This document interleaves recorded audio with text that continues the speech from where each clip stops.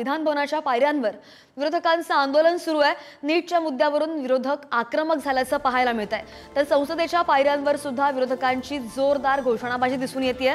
दिल्लीमध्ये सुद्धा विविध मुद्द्यांवरून विरोधकांचं हे आंदोलन सुरू आहे। अधिवेशनाचा दुसरा आठवडा आहे आणि पहिल्या आठवड्यात आपण पाहिलं की अधिवेशनाचे सगळेच मुद्दे बरेच गाजले आणि त्यावरून विरोधक सुद्धा आक्रमक झाल्याचं पाहायला मिळालं।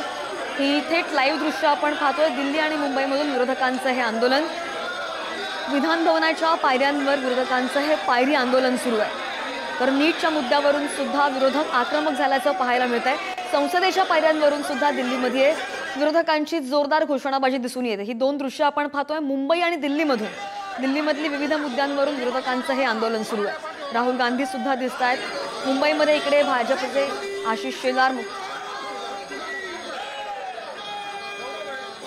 आणि नीटच्या मुद्द्यावरून सुद्धा विरोधक आक्रमक झालेले पाहायला मिळतात। विविध घोषणा करून हे आंदोलन विरोधकांचं सुरू आहे।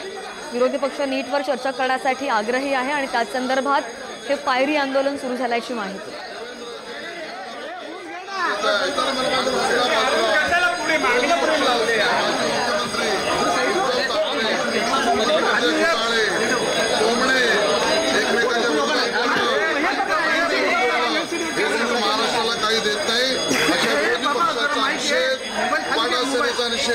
काँग्रेसचा निषेध, राष्ट्रवादी काँग्रेसचा निषेध, महाराष्ट्राला सुसंस्कृत महाराष्ट्राला एका अर्थाने आपल्या संस्कृतीपासून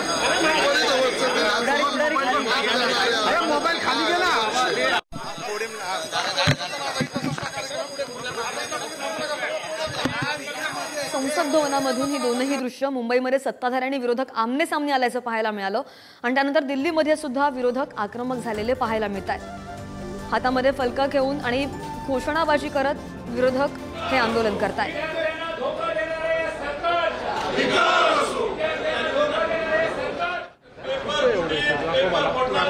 पेपर फुटी विरोधातलं हे आंदोलन, त्या संदर्भात ही घोषणाबाजी होताना आपण पाहायला मिळतो। विरोधकांकडून अनेक नेते मंडळी इथे उपस्थित आहेत।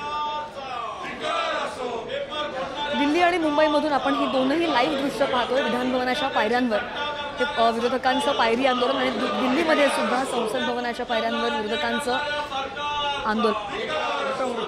याच विषयी आपण अधिक बोलूया। शिवाजी काळे आपले प्रतिनिधी थेट दिल्लीवरून आपल्या सोबत आहेत। शिवाजी, विरोधक आपल्याला आक्रमक दिसत आहेत, जोरदार घोषणाबाजी केली जाते, काय घडते त्या ठिकाणी, विरोधकांचं काय म्हणणं आहे? सर्व विरोधक जे आहेत ते एकत्र आलेले आहेत नवीन संसद भवनाच्या समोर आणि ते सरकारच्या धोरणांविरोधात घोषणा देताना पाहायला मिळतं। खास करून ईडी सीबीआयचा वापर जो गेल्या सरकारच्या दरम्यान करण्यात आला असा आरोप करण्यात येतो। राजकीय पद्धतीने हा वापर झाल्याचं सांगितलं जातं। हेमंत सोरेनचं असो, त्याचबरोबर अरविंद सावंत असो किंवा इतर जे राजकीय नेते असो, या सर्व नेत्यांच्या विरोधात ईडी आणि सीबीआयचा वापर केला असा विरोधकांचा आरोप आहे। आणि या आरोपाच्या दरम्यान आता आजपासून लागू झाले 3 नवीन कायदे असो किंवा त्यानंतर जर आपण पाहिलं तर आताच्या काळामध्ये नीटचा जो मुद्दा आहे तो देखील महत्वाचा आहे आणि हा मुद्दा मांडण्यासाठी विरोधक जे आहेत ते आक्रमक होताना पाहायला मिळतात। आज जर पाहिलं तर पंतप्रधान नरेंद्र मोदी संसदेमध्ये उत्तर देऊ शकतात लोकसभेमध्ये राष्ट्रपतींच्या अभिभाषणावरती आणि दुसरीकडे जर पाहिलं तर विरोधक जे आहेत ते आक्रमक होताना आपल्याला पाहायला मिळत आहेत। खास करून सेंट्रल एजन्सीच्या गैरवापराबाबत सरकारच्या विरोधात ही घोषणाबाजी सध्या सुरू आहे। धन्यवाद शिवाजी या सगळ्या सविस्तर माहितीसाठी। भारतीय न्याय संहिता कानून जो है पूरे देश में जो है लागू होने जा रहा है और मुझे लगता है कि इन्होंने बहुत ज़्यादा जो है आज संविधान के नाम पर जो है ये चुन के आए हैं। यहाँ पर गलत फहमी लोगों में फैलाकर लोगों को जो है दिशा भूल कर जो है लोगों को भ्रमित कर जो है इन्होंने जो है आज इनको कुछ ज़्यादा सीटें मिले तो रोज़ जो है शोरगुल जो है यहाँ पर पार्लियामेंट में जो है करने का काम इनका शुरू है। जहाँ पर इन्होंने सोचा था कि संविधान के नाम पर जो है ये चुनकर आ जाएंगे, लेकिन लोगों ने जो है इनको इनकी सही जगह जो है दिखाई, फिर से विपक्ष में जो है इनको बिठाने का काम जो है लोगों ने किया। इसलिए जो है बौखला कर जो है ये सब जो है रोज नाटक जो है इनका चालू है। सगळं खपल्या काढण्याचं जे काम सुरू होतं तेवढ्यावरती थांबलं तरी समजलो असतो आम्ही, पण महामहिम राष्ट्रपतींनी सुद्धा त्यांच्या भाषणात त्याचा उल्लेख करावा यासारखं दुर्दैव नाही, ते सारं अप्रस्तुत होतं। असं असताना तिथं जे घडलं आणि म्हणून अजूनही त्या आमची चर्चा तयार आहे ना, त्यांनी म्हणावं नाही ना, ते म्हणतात त्या याच्या चर्चेतच तुम्ही ते बोला। ह्याचा अर्थ काय? नीट हा विषय साऱ्या देशाला हादरून टाकणारा आहे आणि आजवर एवढ्यात नाही, जेवढ्या म्हणून भरतीच्या झाल्या, मुलाखतीच्या परीक्षा झाल्या, त्या सगळ्या परीक्षा लीक झाल्या. गुजरात असेल, महाराष्ट्र असेल, सगळ्या. आणि आता तो गुजरातही त्याचा केंद्रबिंदू येते, गोधरा. हे सगळं पाहिल्यानंतर भयानक आहे सगळा प्रकार. आज देखिए पूरा today what is your opinion on it? देखिए आम आदमी पार्टी की शुरू से ओपिनियन रही है कि पहले उसका एक रिव्यू होना चाहिए, जेपीसी को रेफर होना चाहिए, उसकी इम्प्लीमेंटेशन ऐसे आनन फानन में नहीं होनी चाहिए, उसके बड़े फार रीचिंग कॉन्सिक्वेंसेस हैं. जो वो कह रहे हैं उनका जो फेयर है लाजमी है, क्योंकि जिस तरीके से ये पार्लियामेंट्री स्टैंडिंग कमेटी में जब आया था, उनके जो प्रोसेस था, उनके मेंबर्स ने अपना आपत्ति जताई थी, क्या उसमें कमियां हैं ये सामने लाए थे, पर उस पर कोई चेंजेस नहीं किया गया. आपने तब ये बिल पास किया है शर्मनाक रिकॉर्ड तोड़कर, जहां 145 ऑपोजिशन एमपीज को आपने सस्पेंड कर दिया गया था.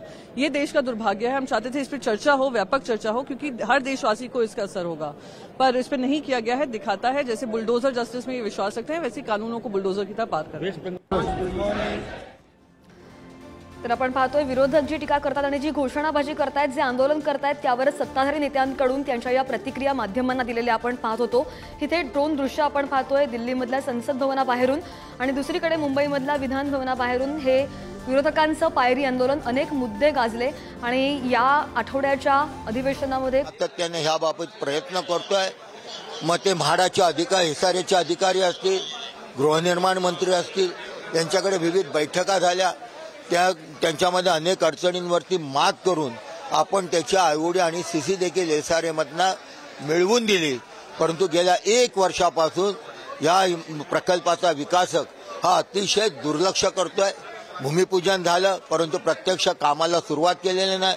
लोकांचा आक्रोश आहे. 8x5च्या रूम आहेत, काही तर 5x5च्या रूम आहेत. लोक कसे जगतात हे एकदा एसआरएच्या अधिकाऱ्यांनी आणि ह्या गृहनिर्माण मंत्र्यांनी येऊन पाहावं की कसे लोक जगतायत. लोकांच्या भावनांशी सरकार खेळते. विकासकाला बंधन घालायला पाहिजे. एसआरएने विकासकाला मुदतीत कार्यक्रम कर, मुदतीत पुनर्विकास कर अशा अटी घालायला पाहिजे. पण विकासक राजकीय दबाव टाकून पोळी भाजतोय. कुठल्या प्रकारचं काम विकासकाने अजून सुरू केलेलं नाही. विकासक जाणून बुजून दुर्लक्ष करतोय का? त्याच्यावर कोणाचं राजकीय वरदहस्त आहे का? हे विकासकाला अनेकदा संधी देऊन देखील विकासक जाणून बुजून दुर्लक्ष करतोय, लोकांना विश्वासात घेत नाही, असं माझं ठाम मत आहे. म्हणून ज्याला आपण आयओडी सीसी आणून दिली की लोकांच्या भावना समजून लोकांच्या इच्छा पूर्ण करण्याकरता म्हणून आपण प्रयत्न केले. परंतु विकासक जर दुर्लक्ष करत असेल तर त्या विकासकाला याच्यातनं हद्दपार करण्याला देखील आम्ही पुढे मागे पाहणार नाही. त्यामुळे विकासकाला अंतिम इशारा देण्याकरता मी आंदोलन घेतो. काय वाटतं या अधिवेशनामध्ये तुमचा हा झोपडपट्टी पुनर्वसन प्रकल्पाचा प्रश्न मार्गी लागेल का? माझ्या मतदारसंघामध्ये जे अनेक प्रश्न पुनर्विकासाचे प्रलंबित आहेत, मी सातत्यानं प्रयत्न करतो. त्यातले काही मार्गी देखील लागले. हा देखील मार्गी लावण्याकरता जे करावं लागेल ते मी करेन. पण जिजामाता नगरचा पुनर्विकास झाला पाहिजे असं माझं ठाम मत आहे आणि मी जनभावनेशी मी सहमत आहे. नक्कीच आपण पाहिलं तर आपल्यासोबत ठाकरेंच्या शिवसेनेचे नेते आणि आमदार अजय चौधरी होते. यांनी देखील सांगितलं आहे की त्यांचे प्रश्न जे आहेत झोपडपट्टी पुनर्विकासाचे ते देखील मार्गी लावलेले नाही. अधिवेशन होतात, लक्षवेधी मांडल्या जातात, मात्र प्रश्न अद्यापही मार्गी लावले जात नाही. जाणून बुजून दुर्लक्ष केलं जात आहे. नक्कीच या प्रकल्पाचा जे मुख्य आहे त्यांच्या कोणावर राजकीय वरदहस्त आहे का, यासाठीच ते आज पायऱ्यांवर आंदोलन करताना आपल्याला पाहायला मिळाले. व्हिडिओ जर्नलिस्ट चेतन सावंत, पुढारी न्यूज, मुंबई. तर आपण ही दोन दृश्य पाहतोय. मुंबईमध्ये सत्ताधारी आणि विरोधक आमने सामने आले आणि दिल्लीमध्ये सुद्धा विरोधकांचं हे आक्रमक आंदोलन. मागच्या आठवड्याचं अधिवेशन जर आपण पाहिलं तर बरंच गाजलं. या अधिवेशनाच्या या आठवड्यामध्ये सुद्धा कोणते महत्त्वाचे मुद्दे अजेंड्यावर असतील हे सुद्धा पाहणं महत्त्वाचं असेल.